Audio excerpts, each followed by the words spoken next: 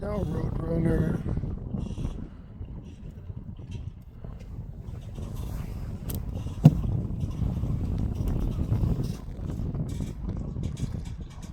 Me, me. So I am on Lake Meredith in Northwest Texas. I just stopped into a little tackle shop right down here by the ramp. This is all federal reserved here. All the ramps and everything are, well, at least the 3 that I've been to are free. And anytime I get over 50 feet, it's just constant marks. Now, I'm seeing a lot of fish up in a line up there at about 30 feet. Now, that typically means that if I go find 30 foot of water, those fish should be pegged to the bottom in 30 instead of suspended in 30 over 60. Guy at the tackle shop, Dave, was amazing. Him and his assistant, Brooke, I think her name was. They gave me some tips. They showed me some picks. Gave me 4 or 5 good spots to go try. And I'm just scanning over the end of a couple points here because I guess the wind is supposed to really howl here. Yesterday they had gusts up to 60. Today it's supposed to be up to 40. He's like, so it won't be that bad. And I just kind of laughed. There's a couple points right here that I'm going to check real quick. But so far, every place I've looked, there's fish. So I'm going to... water's cold though. He said that we're a month away from it being any kind of spawn for the walleyes. He said they don't typically spawn here till the water's in the high 50s, low 60s. So, which is fine with me because that just means that right now, if you're going to catch a big one, you get a big pre-spawn female. She's got all her eggs in her. He said the lake record is just over 11 pounds. So that's our goal today. All right, stay tuned. And one last thing, I just can't begin to say enough how beautiful it is here. And I'm 6 hours north of where I was the last couple days, down at OH Ivy Lake. And I woke up this morning, I got mule deer walking all around me. No, they do have whitetails here, but the ones I saw this morning were, there's the dam right there. The ones I saw this morning were mule deer. All right, I'm going over in this cove to start fishing first, and we'll go from there. Keep your tip up.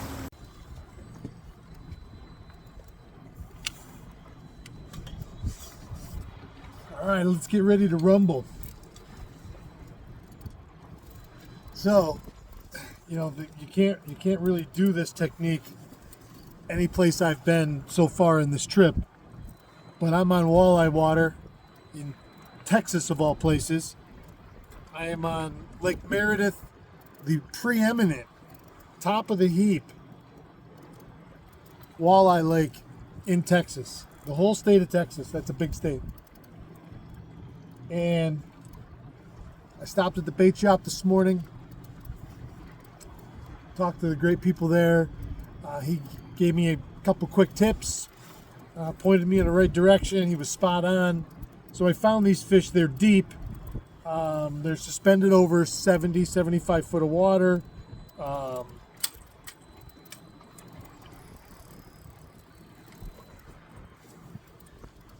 And they're suspended down 30 to 50 feet. So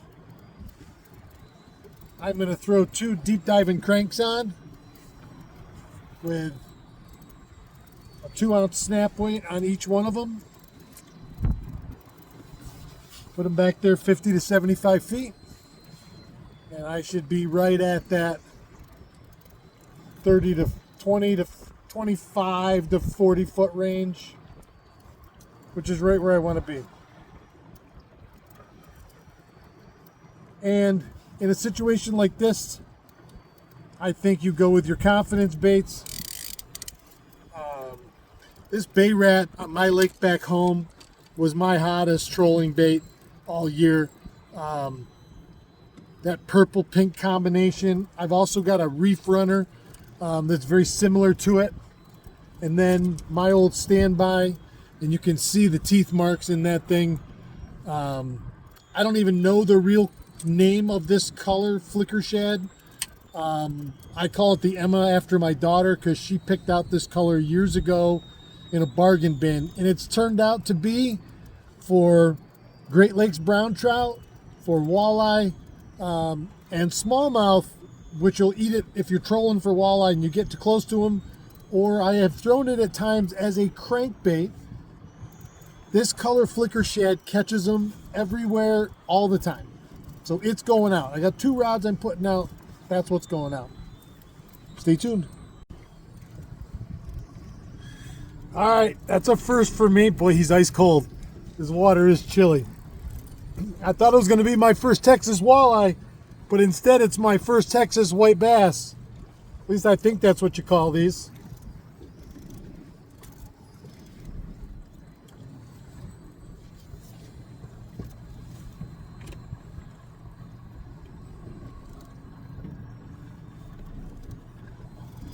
Okay, 12.5 inches.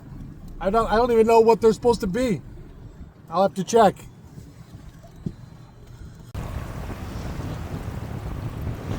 Starts to look like a night out here.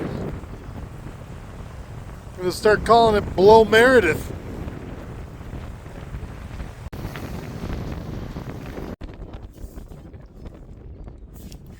What is up, everybody? I don't 100% know how this is all gonna work. I am live scoping right now. Excuse me. And what I've been catching all day is white bass. And what a blast. I mean, it's the same as perch fishing back home, except honestly these white bass fight better and they're way more plump. I've actually thought about keeping a couple for some fish tacos for the first time of this trip. I put them all back. I've caught a couple dozen of them. It's a ton of fun, and I'm actually sitting down at the seat. Maybe I'm here. Live scope's here. Pull.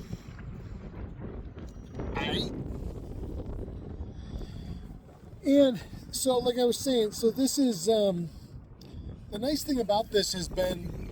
This afternoon, it's blowing 40 out of the main lake.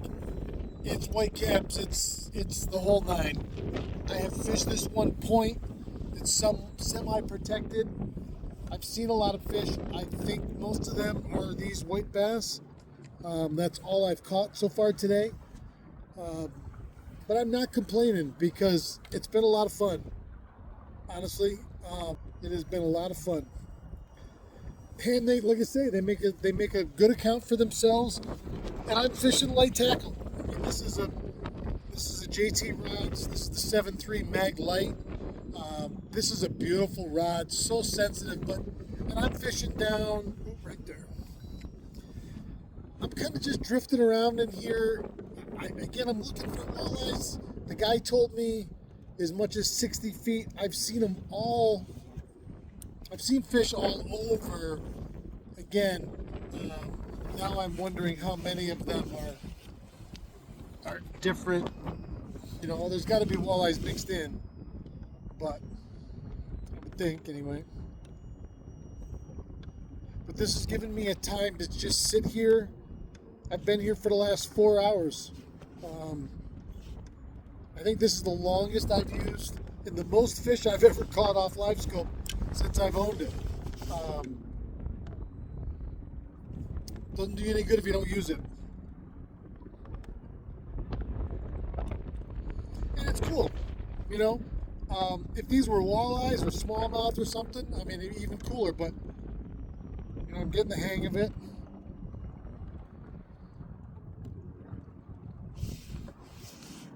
They come through, I'm on the edge of this drop off and they come through in waves. You know, you'll see 8, 10, 15 of them come in. There's a lot of crappies in this lake, he said. Good ones. Bluegills, some yellow perch for forage base. There's largemouth and smallmouth in here as well as walleye, so it's kind of a unique place unto itself.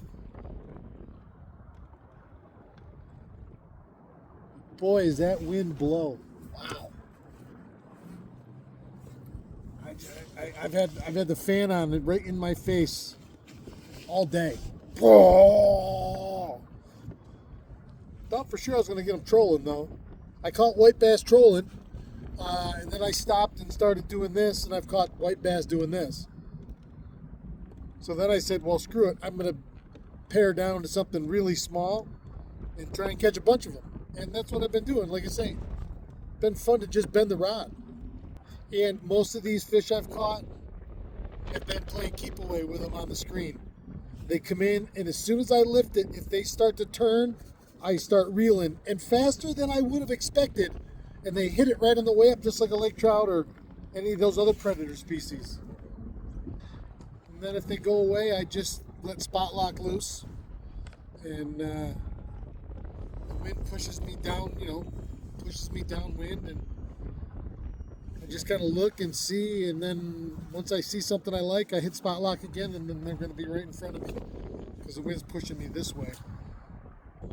Tell you, a lot of times when I'm in the boat and I'm thinking about electronics and stuff like that, and how far we've come in the technology that we have, I always think of my grand, like a spot lock trolling motor. We used to put on the St. Lawrence River when we'd fish bass. If it was good and the drift was too fast, he'd drop anchor. And, the original spot lock. So yeah, I always think of him and some of this stuff. Like, and as far as this live scope goes, when technology came, here's my thing on it. When technology's come out all along, people adopt it. I mean, it's, I don't know, it seems silly to say that, I don't know. I don't want to get into the whole deal, but people always say, oh, the old timers. Well, that's because they didn't have stuff like this. Quite honestly, because if they did, they would have utilized it. Period. I mean, I don't know how else to say that. We're kidding ourselves to think that they wouldn't.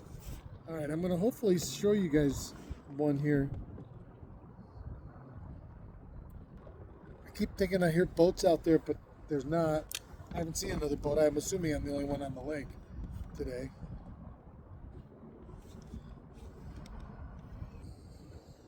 Told motor battery's dead. All day holding spot lock in this wind. It said, no thank you, please. Well, it's 5 o'clock. I guess that'll conclude my day. I guess.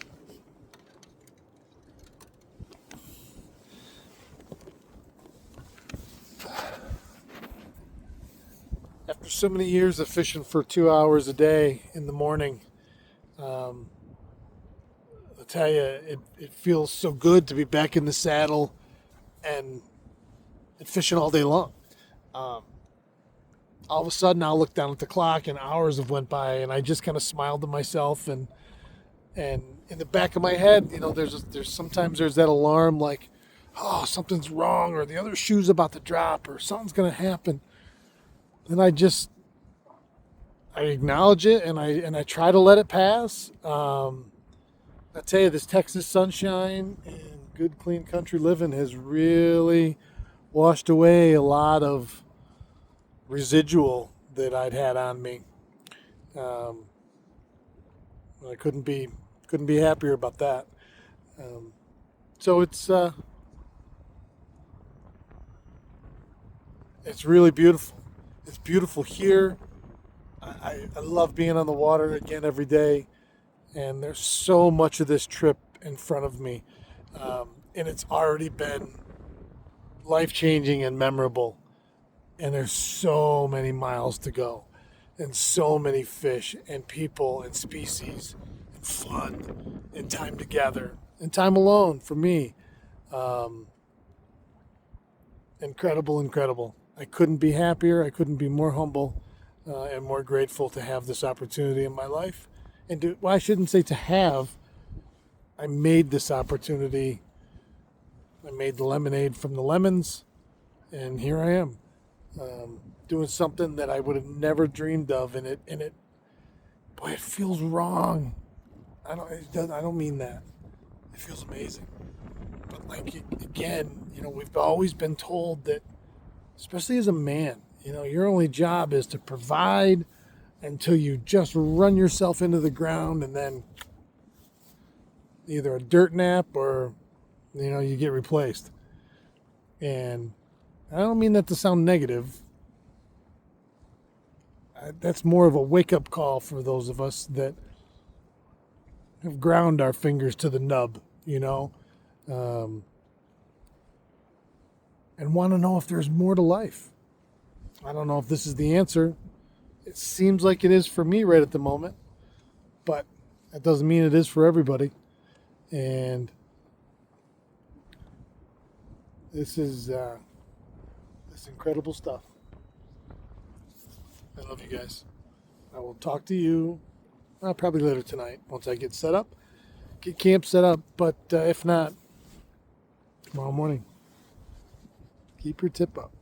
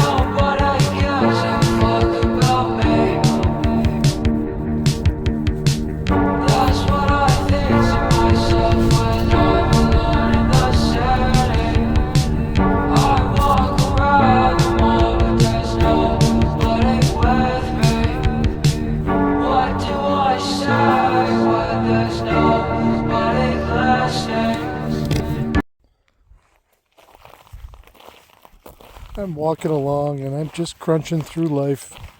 I'm kind of staring at the ground, and I think to myself, all the limiting thoughts and all the small thoughts. You're not doing this right. You should have did that. Blah, blah, blah. Yada, yada, yada. I found myself at one point walking like I've always been told, on the edge, close to the shoulder, watch for traffic. Then I thought to myself, I could stand and walk anywhere I want because there's nobody coming. And in all that big wide space,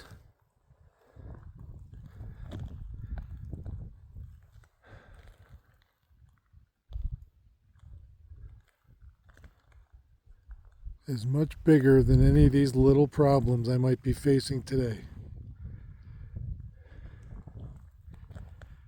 And I probably tell myself that now 20 times a day.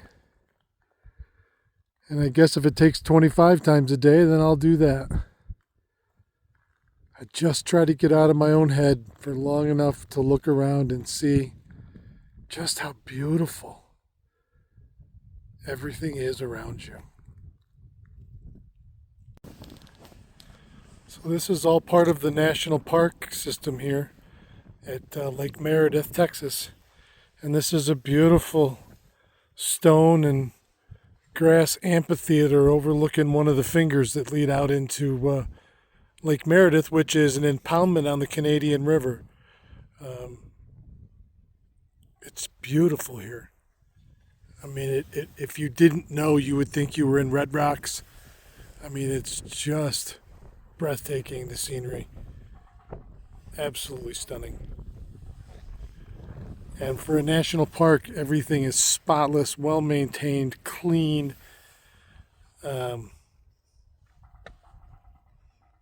Kudos to them.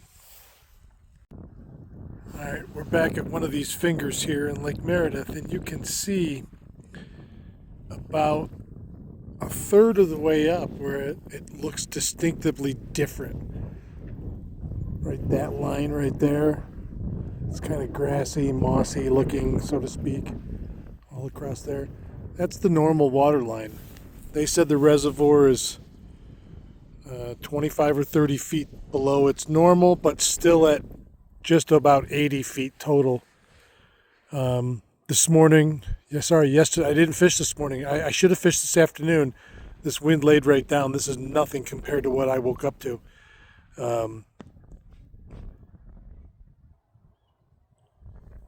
But yesterday morning, trolling that far bank down there, I had a mule deer walking right along 20 feet up from the shore, just walking alongside me.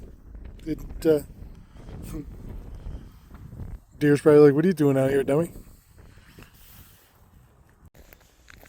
You know, as I walk, I think to myself, "Geez, I've gone far enough. I got to get back."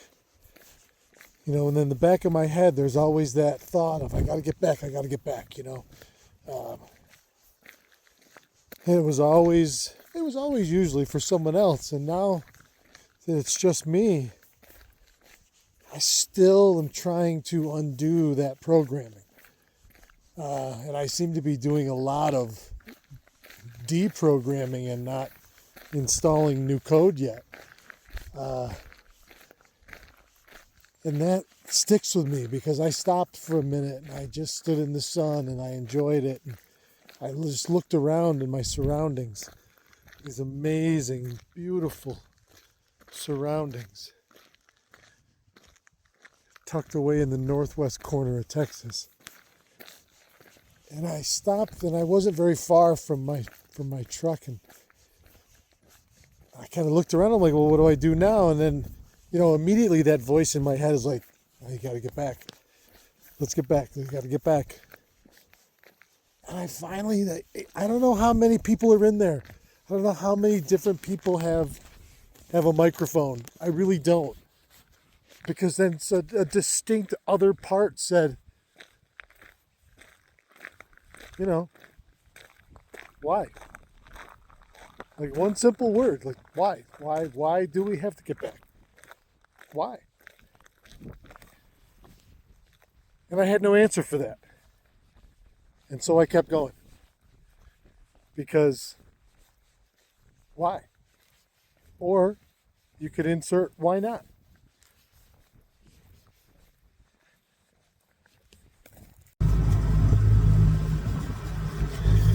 Good morning, everybody. TGIF. I'm still in Texas. I'm all bundled up. I am freezing my tuchus off.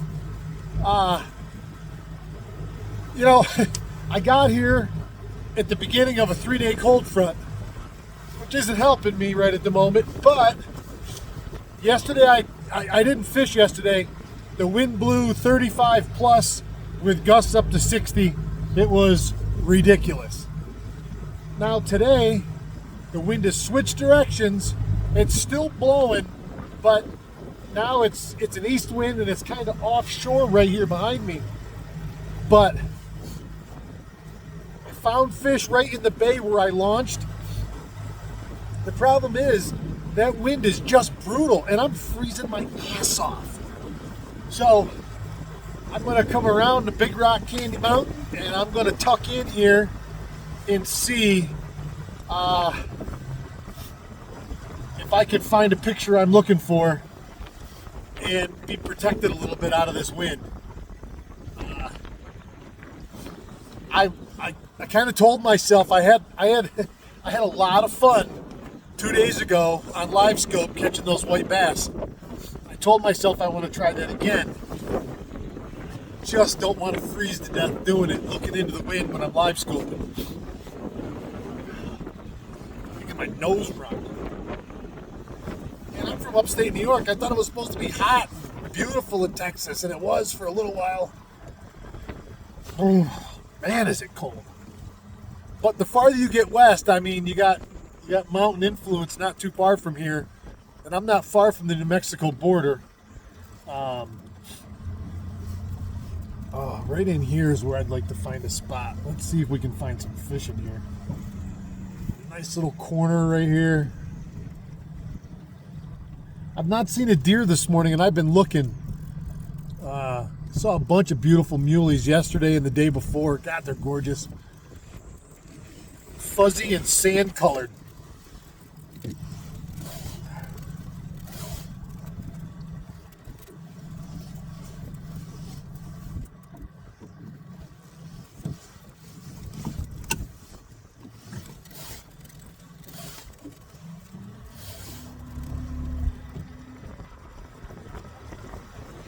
Plenty of big structure points here to look off of. That's what I just keep doing, is kind of point hopping until I see what looks good to me.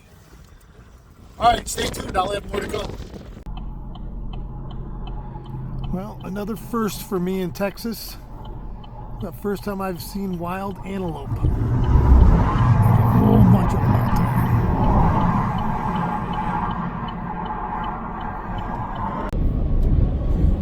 What is up, everybody? TGIF.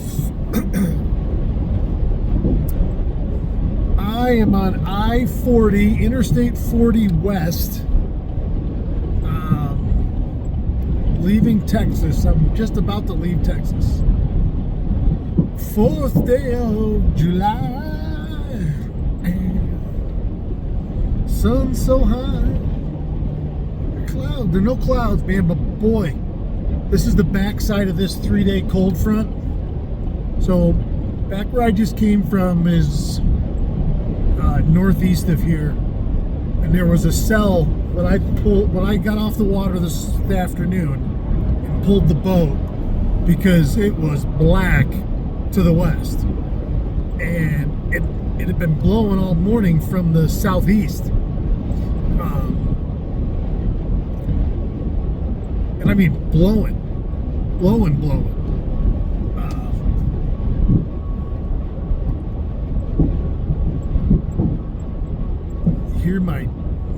This wind is brutal. I don't know that I've been in this kind of wind now for 3 days in my lifetime.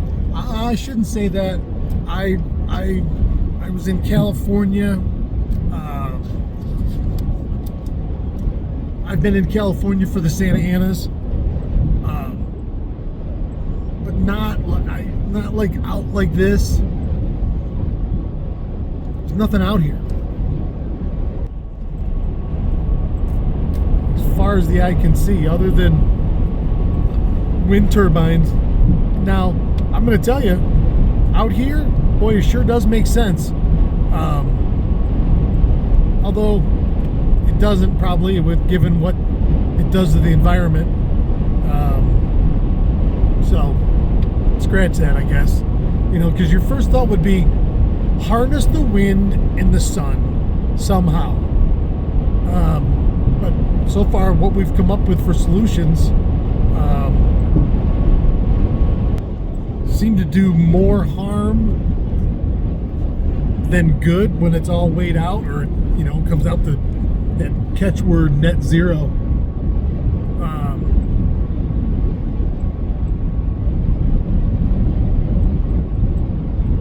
It just seems that we're missing the boat on things. Not necessarily about it being clean and as an opposition to oil, but as an endlessly renewable energy source. This wind blows out here to some degree every day. So I mean, I don't know why these things wouldn't be spinning 24/7, generating. Imagine the juice you could generate.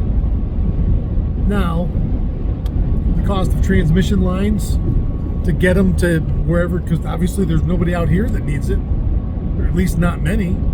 I mean, you could light up, I would think, every city along the way, damn near for free. You know, and it's funny, as I'm saying all that, I'm thinking to myself, well, there wouldn't be enough money to be made, so everybody would be against it. I don't mean everybody like, you and me, everybody. I mean everybody like people with all the money that make all the money, that control all the money. Those people who own all of the energy and keep telling us it's in limited supply, limited supply, limited supply, so the price has got to go up and up and up. Just looking at it from a logical standpoint, I didn't even mean to get into this conversation, but it's hard not to think about some of this stuff when you're out here and all I see on the horizon are windmills. But again, I'm like, well, there's not a lot of people out here to have their view ruined or whatever, because every place that I can think of windmills back home, yes, they're harnessing wind, but they're in an area where it's far more developed and more populous. Or in some places, like they have them up on the islands in the Thousand Islands, which to me is just an eyesore. And now even here, they've got them fairly close to what small towns there are. There are ample room in the middle of nowhere where if there was oil there, you'd go drill it. So go find those same wide open middle of nowhere areas so no one has to look at them. And you could probably still do the same freaking thing. And solar panels are the same thing. The problem with both of them are there's so many moving parts and issues inherent with all of them. And no company's going to make something that works, forever for nothing. They go out of business, Well, okay, I'll sell you this once in your lifetime. Make sure to refer your kid to me. I get it. It's funny. There's the monetary good, and there's the humanity good. And the two are in direct conflict on this planet. It's the only planet we got. It's like politicians agreeing to a term limit when they're the ones that vote on it. Geez, there's a conflict of interest, do you think? This wind, this whole conversation started with this wind because I've had multiple already high wind warnings. The signs are flashing. I guess they shut the roadway down. I don't know. I guess as soon as I start to feel light on my feet or I see a tractor trailer tip over, I don't know. But it's and it's quartering into me. Thank God it's not full bore into me, but it's a southwest wind, and I'm traveling due west. But you can just feel the truck nonstop. It just, I've got the truck dominium on top, and it's fairly aerodynamic. It's not a square-faced front like the old style, with the window in them. It's a curved, looks just like an RV front. There's no spyglass or nothing in it, and it's pretty aerodynamic, considering, because I'm doing 65, and I don't push my equipment. I'm towing a boat and a trailer, and my whole life is in this rig, literally. Holy shit. This wind, man. I'm just about ready to cross into New Mexico. But I'm assuming, so this wind is on the tail end of this 3-day cold front, because this morning it was 30 degrees when I launched, 37 when I launched the boat. Blue sky and pure sunshine right from daybreak. But that wind's blowing 20. This morning when it was quiet, it was blowing 15. And I ended up having to put my full cold snap CS1 suit on. And I mean, it's a rain suit. It's an insulated rain suit for on the ice or wherever you are.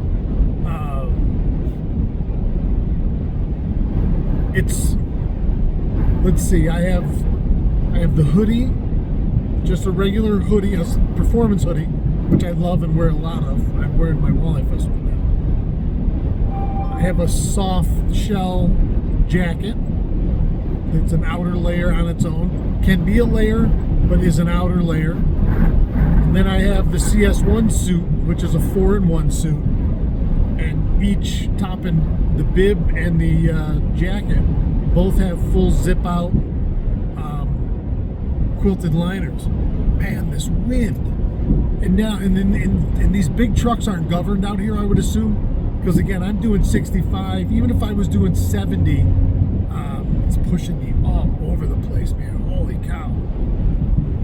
It's a little on the white knuckle side here, boy. Yeah, you can do it, man. But